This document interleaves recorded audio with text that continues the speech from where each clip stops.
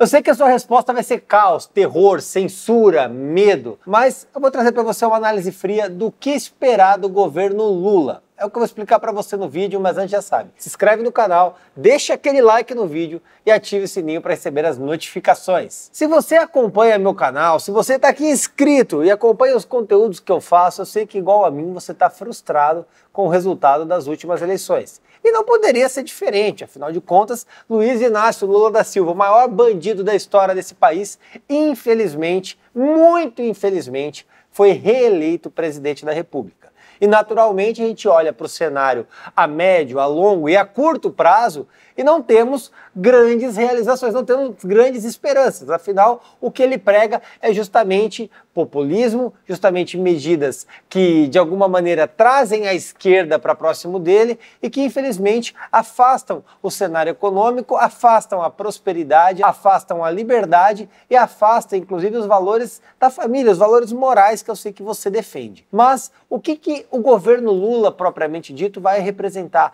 O que será que o Lula vai fazer? O que a gestão capitaneada agora na transição por Geraldo Alckmin vai realizar quando efetivamente assumirem a caneta presidencial e passarem a mandar no país? É isso que a gente tem que analisar e é isso que a gente tem que ponderar. O primeiro ponto, eu acho que é o que mais preocupa todo mundo, é o cenário econômico. A gente sabe que no primeiro mandato do Lula, 2003 a 2006, ele realizou um governo ortodoxo, ou seja, ele não fez grandes mudanças na economia do país, mas com acenos à pauta ideológica, especificamente em gestões populistas. E isso ele já começa a fazer quando o Geraldo Alckmin aponta a PEC da transição como um meio para manter o auxílio emergencial, agora chamado novamente de Bolsa Família, a monta de R$ 600.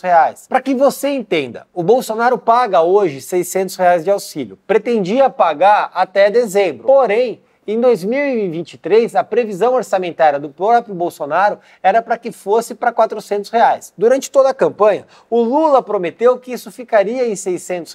Então agora ele propõe, através do Geraldo Alckmin, a PEC da transição para poder furar o teto de gastos e elevar isso a R$ 600. A PEC deve ser ou não votada, isso está em discussão ainda, mas já dá o norte de que o Lula não vai respeitar em nada o teto de gastos. Ele vai estraçalhar o teto de gastos, então a gente pode prever 4 anos de, se de um lado, um modelo econômico ortodoxo, de outro lado, uma farra de gastos, assim como com os 13 ministérios, que eu também já gravei e falei para vocês. Então você pode ver que ele vai aumentar ministérios, vai aumentar privilégios, vai aumentar populismo e vai distribuir dinheiro. Como que ele vai pagar isso?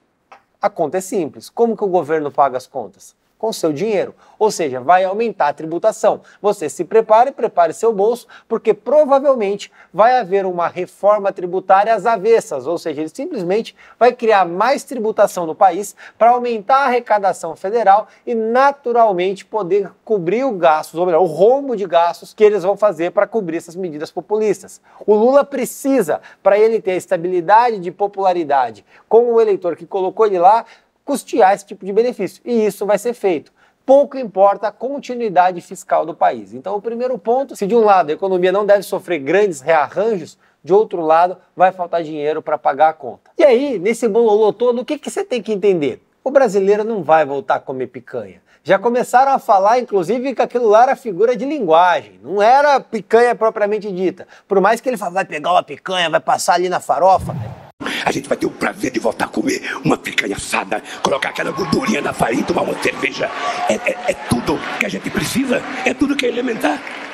Já voltaram aí, você pode ver nos tweets que eles estão falando que isso daí não, era uma figura de linguagem. O Lula não queria dizer a picanha propriamente disso, talvez fosse uma chuleta, um acém, um quilo de colchão duro, sei lá. Mas com o modelo econômico dele, naturalmente, aumentando a carga tributária, o que vai acontecer? As empresas vão ter dificuldades para continuar empreendendo e naturalmente vai faltar emprego. Se falta emprego, mais pessoas vão receber auxílio. Se mais pessoas vão receber auxílio, mais vai ter que tributar a população. Ou seja, um ciclo vicioso por conta da irresponsabilidade como administrador que ele deve implementar desde o primeiro dia de mandato. O cenário não é bom. Além desse cenário econômico ruim de estourar o teto de gastos, o Lula deve mexer na reforma trabalhista, uma reforma conseguida a duras penas na gestão Temer e que o Lula vai sofrer pressão para implementar justamente por conta das centrais sindicais e da sua base de apoio. Mexendo nas reformas trabalhistas, naturalmente a gente vai voltar para um cenário de 10 anos atrás, com a Justiça do Trabalho no cangote do empregador e pouco importando efetivamente o que aconteceu aconteceu de direito. Uma das grandes mudanças da reforma trabalhista foi justamente a sucumbência recíproca, a possibilidade do reclamante, do trabalhador ser condenado em honorários sucumbenciais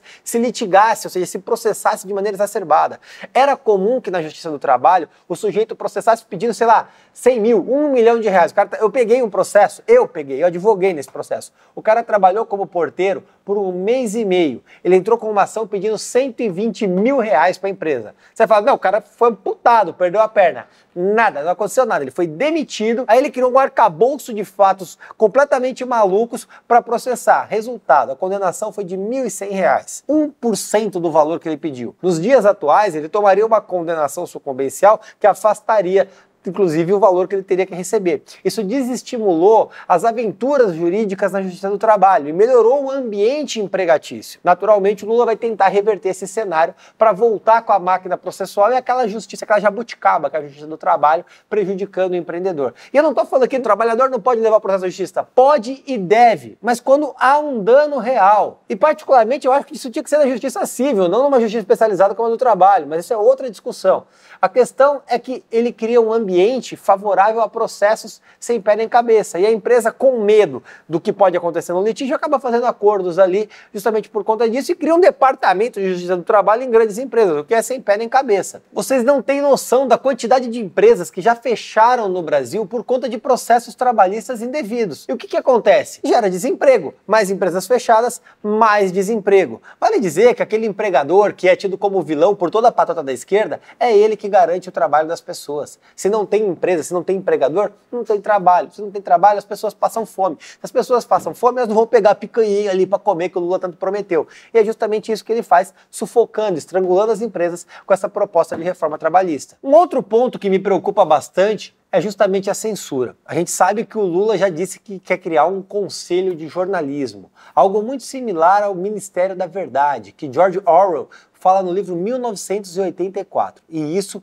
efetivamente pode se realizar nesse mundo distópico de George Orwell aqui no Brasil. Vale dizer que nos 13 anos de PT, por diversas vezes eles falaram de controlar a imprensa, de censurar jornalista. O próprio Lula tentou caçar o visto de trabalho de um jornalista que disse que ele era bêbado, de despachar o cara de volta para os Estados Unidos. E agora, com mais sede, com mais raiva, depois de tudo que ele passou, provavelmente essa deve ser uma pauta que vai ser implementada pelo petista. E aí você vai dizer, vai ter uma grande bancada de oposição na Câmara dos Deputados que vai conseguir barrar isso. Bom, há um ponto de verdade. 90% das pautas que o Lula pretende apresentar depende da Câmara dos Deputados. E aí eu vou te fazer uma pergunta, pequeno gafanhoto. Você confia na Câmara dos Deputados? Você confia no deputado que você colocou lá? Você acha que há uma grande quantidade de bons deputados capazes de não se curvar ao PT e votar contra fazer oposição de verdade? Essa resposta eu não vou te dar. É você que vai fazer com a sua cabeça. Que boa parte dos partidos do dito centro já estão com o rabinho abanando lá pro Lula. Já está marcando reunião, já está fazendo patota, ou seja, o Lula vai ter maioria na Câmara dos Deputados. O PT já elegeu uma bancada de quase 100 deputados. Ainda tem que falar de PSOL, PSB, Cidadania, o PSDB que está neutro, mas a gente sabe como é que funciona, entre outros tantos deputados que na hora que começar a lotear os ministérios, e por isso o Lula já propôs criar mais 13, com certeza vão se acomodar no governo do petista e ele vai ter certa tranquilidade para governar com o atual parlamento. Ou você acha que efetivamente tem uma grande bancada forte de oposição com maioria na Câmara dos Deputados capaz de barrar tudo?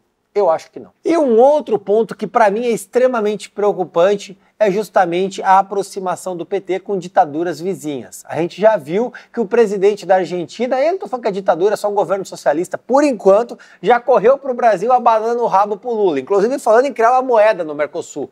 A gente tem o Nicolás Maduro, que está lá todo excitado porque o Lula ganhou a eleição. A gente tem o crescimento da esquerda na América Latina. Daqui a pouco eles vão querer criar uma moeda única, que já começaram a falar sobre isso. E o Brasil, que é até então uma economia pujante, pode vir a bancarrota. derrota, como aconteceu no Chile com a eleição de esquerdista. Isso sem falar na quantidade de escândalos de corrupção. É só você lembrar do governo Lula, 2003 a 2006, 2006 a 2010, o governo Dilma, 2011 a 2014, e o restinho dele até sofreu impeachment.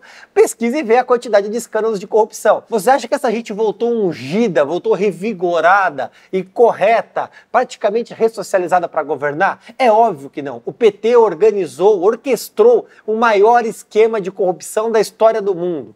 Por que você acha que agora eles iam fazer diferente? Pode preparar seu bolso. Se você acordou hoje para trabalhar triste, trabalhe feliz. O metrô de Nicarágua não vai se construir sozinho, meu irmão. Ele precisa do seu dinheiro para pagar a conta. Portanto, meu amigo, se segura na cadeira. Os próximos anos não serão fáceis no país. Mas nem tudo é tempestade. Nós já derrubamos o PT uma vez. Nós temos a experiência de fazer oposição. Por isso eu peço a você, não se acomode. Se você, assim como eu, está revoltado com o cenário que se avizinha, é hora da gente se agrupar, da gente se unir, fazer a frente de oposição real ao PT, que já começamos a fazer. Aqui embaixo nos links tem meu canal do Telegram, dos grupos de WhatsApp, acompanhe os vídeos, compartilhe. Nós já fizemos a oposição dessa maneira uma vez e deu certo. Com certeza nós seremos a oposição de novo. Tamo junto, um grande abraço e vamos processar tudo.